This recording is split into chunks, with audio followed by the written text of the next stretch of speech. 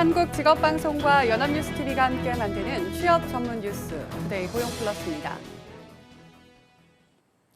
정부가 우리 경제의 미래 먹거리로 3대 산업을 집중 육성할 계획인데요. 이를 통해 세계 시장을 뒤따라가는 추격형 경제에서 우리가 앞서가는 선도형 경제로 체질 개선을 하겠다는 건데 그 배경과 내용, 기대 효과를 김지수 기자가 짚어봤습니다. 정부가 선정한 미래 육성 3대 산업 중 비메모리 반도체 분야는 성장 가능성이 큰 분야로 꼽힙니다. 메모리 반도체에 비해 시장 규모가 2배에 달해 삼성전자 등 주요 기업도 반도체 위탁 생산, 즉 파운드리 사업을 중심으로 비메모리 사업 육성에 적극 나설 계획입니다. 그간 한국 기업 점유율이 약 60%에 달하는 메모리 부문과 비교해 비메모리 부문은 3에서 4% 수준에 그쳤던 상황. 비메모리 부문의 핵심인 시스템 반도체의 경우 제품 종류만 8천여 개에 달합니다. 중소 중견기업과 협업 체제가 필요한 분야로 양질의 일자리 창출도 기대할 수 있습니다. 메모리 편중 현상을 완화해 부침이 심한 반도체 수출에 안정적 활로를 모색해야 한다는 점도 고려됐습니다. 급격한 고령화로 주목받는 바이오 산업. 이미 정부는 올해 관련 연구개발 등에 지난해보다 2.9% 늘어난 2조 9,300억 원을 투자할 계획을 세워놨습니다. 특히 신약, 의료기기 등 신기술 개발과 정밀 의료를 위한 빅데이터 활용 플랫폼 구축이 관심을 모으고 있습니다. 규제 완화를 통해 손목시계형 심전도 측정기 등 정보통신 기술과 접목한 혁신 기기의 개발도 지원합니다. 미래형 자동차도 전략 산업으로 육성되는데 그 핵심은 친환경적이고 우리가 세계적인 경쟁력을 가진 수소 전기차입니다. 이처럼 수소를 에너지원으로 사용하는 수소 경제를 키워 2040년까지 42만 개의 일자리를 만들고 연간 43조 원의 부가가치를 창출한다는 게 정부 구상입니다. 산업 생태계를 좀 풍부하게 했다라는 차원에서 좀 이런 업종들을 선택을 한 것 같아요. 축소가 되지 않은 상황에서 대체되는 일자리까지도 고려한 그런 거라고. 이 같은 미래 산업 육성이 성공하려면 핵심 기술 경쟁력 확보와 인프라 구축을 위한 과감한 규제 완화와 투자가 이루어져야 할 것으로 보입니다. 연합뉴스TV 김지수입니다. 앞으로 골프장 캐디나 대리운전 기사와 같은 특수고용직 노동자들도 산업안전보건법의 보호를 받게 됩니다. 또 가맹점 수가 200개가 넘는 외식, 편의점 업종은 가맹본부가 책임지고 산재 예방에 나서야 합니다. 강은나래 기자입니다. 고용노동부가 이른바 김용균법의 구체적인 내용이 담긴 산업안전보건법 하위법령 개정안을 입법 예고했습니다. 그동안 제외됐던 골프장 캐디와 대리운전기사 등 특수고용직을 위한 보호 규정이 생겼습니다. 직원 500명 이상의 제조업 회사나 시공능력 평가액 순위 1000대 건설회사 대표이사는 안전보건계획을 수립해야 하고 가맹점 200개 이상의 편의점이나 외식업 가맹본부도 산재 예방 의무를 지게 됩니다. 화학물질의 산해도급은 전면 금지하되 농도 1% 이상의 황산과 불산, 질산, 염산을 취급하는 설비 개조, 철거 등 일부 작업은 승인을 받아 도급할 수 있게 했습니다. 하지만 노동계는 반발합니다. 여전히 많은 위험 작업들을 승인 없이 도급할 수 있다는 겁니다.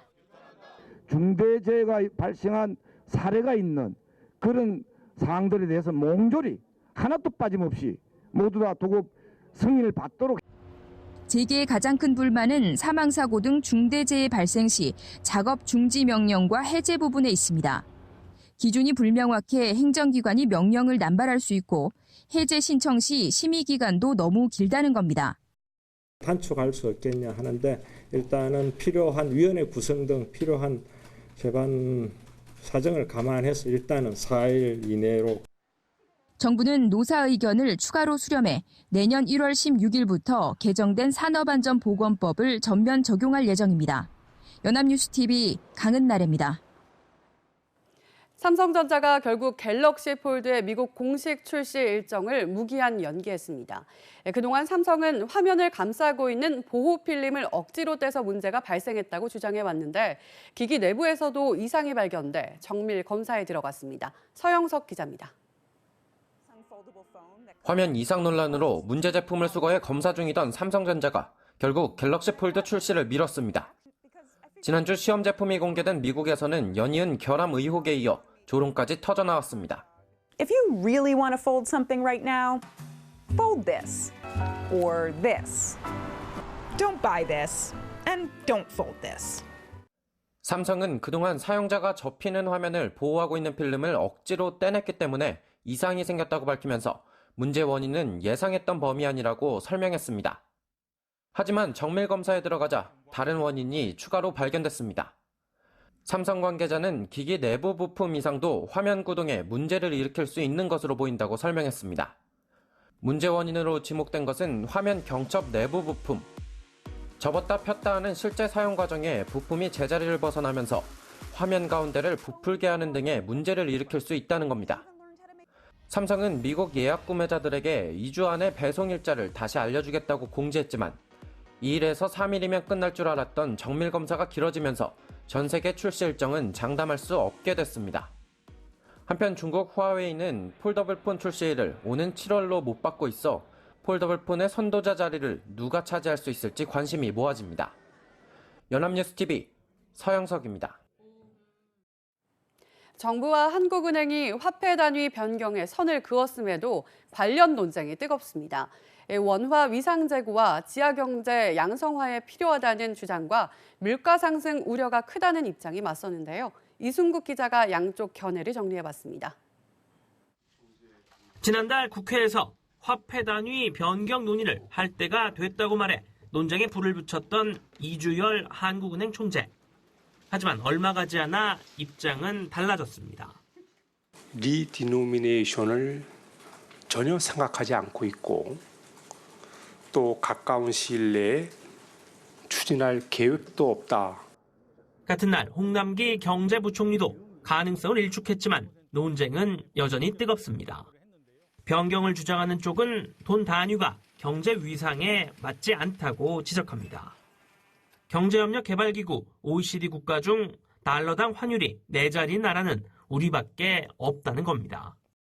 숫자가 너무 커서 회계 처리도 불편한데 이를 조정하면 내수 부양 효과도 있다고 말합니다. 지하경제나 뭐 이런 쪽에 숨어 있는 화폐가 이제 밖으로 나와서 또 경제 선순환이 되는 내수를 좀 활성화하는 이런 효과도 있을 수가 있고요. 반대쪽에선 물가 상승 가능성을 우려합니다. 1,000원이 1원이 되면 900원이던 물건을 0.9원이 아닌 1원으로 올릴 가능성이 큰데 실제 유럽의 유로화 도입 과정에서 있었던 일입니다. 또 음식점 메뉴판부터 회계 시스템까지 교체 비용은 천문학적인데 편익이 그보다 클지 의문도 제기합니다. 그 숫자가 완전히 단위수가 바뀌는 과정에서 제대로 적응하지 못하는 분들도 생길 수 있고 이것이 정착되기까지 굉장히 많은 비용을 지불해야 될 가능성이 높고 다음 달 국회에서는 여당 의원 주최 토론회도 예정돼 있어 화폐 단위 변경에 대한 관심은 당분간 이어질 전망입니다. 연합뉴스TV 이승국입니다.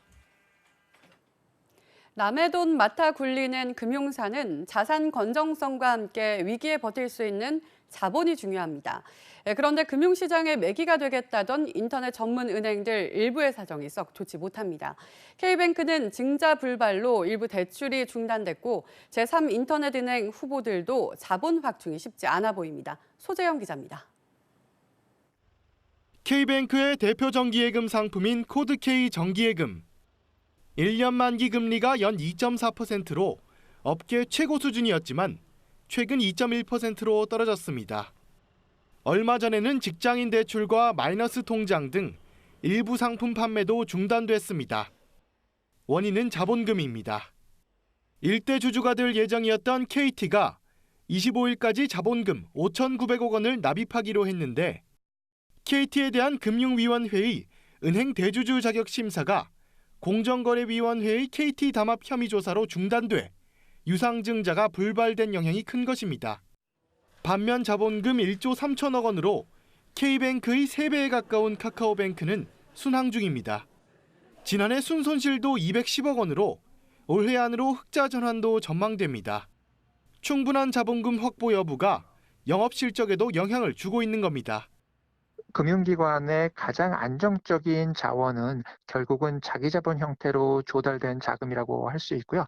보다 안정적인 대출이 가능하고 이것을 통한 금융 서비스가 보다 원활하게 제공될 수 있도록 하는 기본적인 작업이라고 보여집니다. 제3인터넷은행 예비인가를 신청한 토스뱅크도 본인가 뒤 자본금 2,500억 원에서 시작해 수년 내 1조 원까지 늘린다는 계획. 하지만 일대 주주인 핀테크 업체 토스를 금융자본으로 보기 어렵다는 의견이 있는 데다 주주 구성상 자본 1조 원 확충 방안에 의문이 나오고 있어 본인가까지 난항이 예상됩니다. 연합뉴스TV 소재영입니다. 우리나라 국민연금 기금 규모는 660조 원으로 이 중 120조 원을 국내 상장사에 투자하고 있습니다. 국민연금이 5% 이상 지분을 보유한 상장사만 290여 곳으로 상당수 기업의 주요 주주입니다. 재계는 반발하지만 국민 노후에 쓰이는 기금 수익률을 높이기 위해 국민연금의 주주활동 강화를 요구하는 목소리가 계속 나옵니다. 윤선희 기자입니다. 지난달 대한항공 주주총회에서 국민연금이 고 조영호 회장의 이사 선임을 반대하자 경영에 개입한다며 재계가 크게 반발했습니다. 그러나 주식시장 참여자들의 생각은 달랐습니다. 장기적으로 보면은 주주 가치 제고 경영이 좀 더 정착되고 이게 기업 가치 상승으로 연결될 수 있다라고 하는. 현재 국내 상장 기업의 지배 구조는 아직 후진국 수준이라는 평가를 받습니다. 배당 수익률은 세계 최하이고 회계 문제도 종종 불거집니다. 이에 따라 기관 투자가의 의결권 행사 지침인 스튜어드십 코드 등 주주 활동을 선진국 수준으로 강화해야 한다는 목소리가 큽니다. 특히 스튜어드십 코드는 단기 수익을 노린 적대적 주주 행동주의와 달리 장기 기업 가치 제고와 지배구조 개선을 내세웁니다. 비공개 대화들을 진행했는데도 개선이 되지 않게 되면 이제 중점 관리 기업으로 선정하고 개선을 하지 않게 되면 그 리스트를 공개해서 이제 공개적인 압박을 주고. 또 큰손 국민연금이 다른 기관 투자가와 연대해 주주권 활동을 강화해야 한다는 목소리도 있습니다. 연합뉴스TV 윤선입니다. 이달 초부터 아파트 분양 원가 공개 항목이 대폭 확대됐는데요. 분양가 거품을 빼자는 취지지만 한 아파트 단지의 건설사가 공개한 분양 원가에는 오히려 거품이 끼었다는 논란이 일자 정부가 실태 점검에 나섰습니다. 이재욱 기자입니다. 공공택지 내 공동주택 분양 원가 공개 항목이 12개에서 62개로 늘어난 이후 처음으로 분양이 이루어진 경기도 하남의 한 아파트 단지. 지난주 한 시민단체는 이 아파트 단지의 건설사가 신고 이윤의 17배에 달하는 2,321억 원의 수익을 챙겼다고 주장했습니다. 해당 건설사는 이를 부인했지만 분양원가 공개에 관한 관리 감독이 제대로 되고 있는지 논란이 불거졌습니다. 분양원가는 아파트가 들어설 땅을 사는 데 드는 택지비와 실제 아파트를 건축하는 비용인 공사비로 나뉩니다. 이 단지의 입주자 모집 공고문의 분양원가 공개 항목을 보면 택지비와 공사비는 5대5의 비율을 나타냅니다. 그러나 소비자들이 낼 분양가를 보면 택지비와 공사비의 비율이 6대4의 비율을 나타냅니다. 분양가가 제대로 책정됐는지 심의해야 할 책임이 있는 지방자치단체는 비율이 달라진 이유를 모르고 원칙적인 해명만 합니다. 택지비가 늘었다면 결국 공사비 쪽에서 일부 빠졌다는 말씀이 되시겠죠. 또 건설사는 모집 공고의 원가 공개 내용을 사후 검증하지 않고 분쟁 대상이 되지 않는다고 적시했습니다. 그러나 이는 원가 공개 취지를 무력화하는 내용으로 법이 정하고 있는 주의 문구와도 다릅니다. 문제가 불거지자 정부는 건설사가 분양가 공개 항목에 맞춰 적절하게 공시했는지, 지자체가 절차대로 분양가를 심의했는지 확인에 나섰습니다. 하지만 공개 항목이 늘어났을 뿐 분양원가 공개 제도는 2007년부터 시행된 상황. 정부가 그동안 제대로 감독을 해왔는지 의문도 제기됩니다. 그 분양원가 공시 항목이라던가 그 잘못된 그 분양 제도에 관련해서는 과거 수십 년간 정부가 방조한 책임이 매우 큽니다. 정부는 분양원가 공개 과정에서 위법 사항이 확인되면 수사기관에 고발 조치할 수 있다고 밝혔습니다. 연합뉴스TV 이재욱입니다.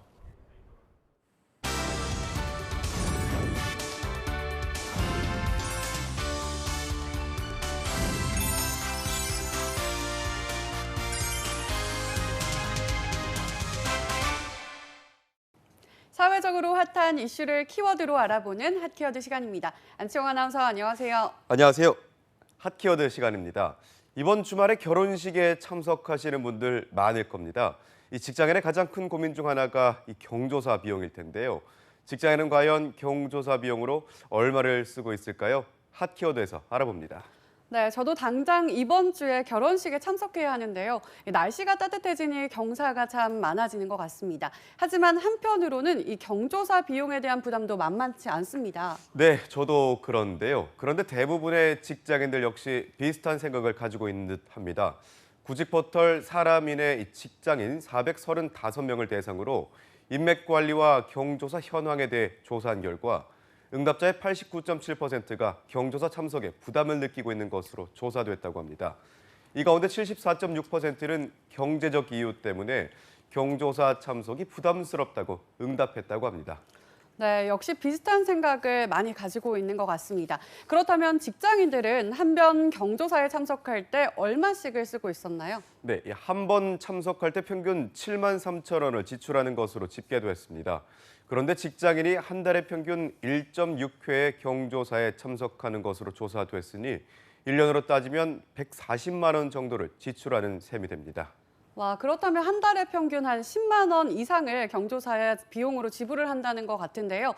금액이 정말 만만치 않은 것 같습니다. 네, 그렇습니다. 물론 결혼 유무에 따라 금액에 다소 차이는 있습니다.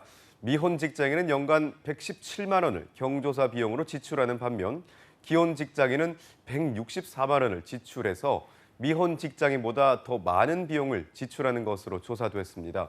뿐만 아니라 전체 응답자 중 38.9%는 경조사비가 늘었다고 응답해 경조사비에 대한 직장인의 부담이 점점 더 높아지는 것으로 나타났습니다. 네, 이렇게 부담되는 경조사, 그럼에도 왜 직장인들은 참석을 하려고 하는 걸까요? 네, 제가 한번 역으로 되물어 보겠습니다. 박하연 아나운서 역시 경조사 비용이 부담된다고 했는데 참석하는 이유가 무엇인가요?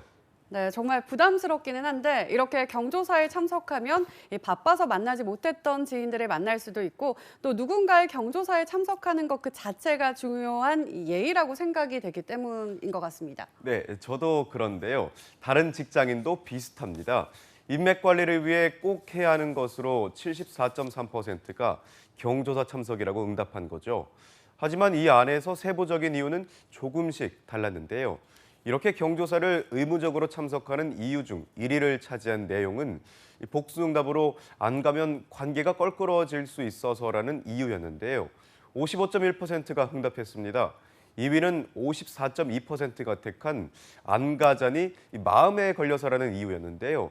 3위는 49.4%가 뽑은 상대도 내 경조사에 참석했거나 할 거라서였습니다. 43.1%가 응답해 4위에 오른 이유는 박하연 아나운서도 언급한 인간관계의 기본이라서였는데요. 또 5위는 다른 지인들도 모두 참석해서가 36.7%가 뽑았고요. 이 밖에도 초대를 받아서 다른 사람들과 인맥을 넓힐 수 있어서 등 다양한 이유로 경조사에 참석하는 것으로 조사됐습니다. 네, 내용은 조금씩 차이가 있지만 결국 인맥 관리가 가장 중요한 이유라는 게 공통적인 내용인 것 같습니다. 그렇다면 직장인들이 이렇게 참석하는 건 주로 누구의 경조사였던 건가요? 네, 1, 2위는 공적인 목적으로 만나게 된 사람들이었는데요. 1위를 차지한 경조사는 바로 회사 상사의 경조사였습니다. 76.5%가 응답했고요. 2위는 71.1%의 비율을 보인 직장 동료였습니다. 3위는 46.4%가 뽑은 친구, 4위는 29.8%가 응답한 친척이었습니다. 5위는 회사 후배, 29.8%가 뽑았고요. 그 밖에도 학교 선후배 모임, 동호회 인맥, 거래처 등이 순위에 올랐습니다. 네, 가는 건 부담스러운데 막상 가지 않으면 찜찜한 것이 바로 경조사입니다. 그만큼 우리나라에선 경조사가 사회적 관계를 맺는 데 중요한 자리이기 때문인데요. 어려운 시대, 앞으로는 진심만으로도 자리를 빛낼 수 있는 그런 경조사 문화가 정착되길 희망해 보겠습니다. 지금까지 핫키워드 안치홍 아나운서였습니다. 고맙습니다. 고맙습니다.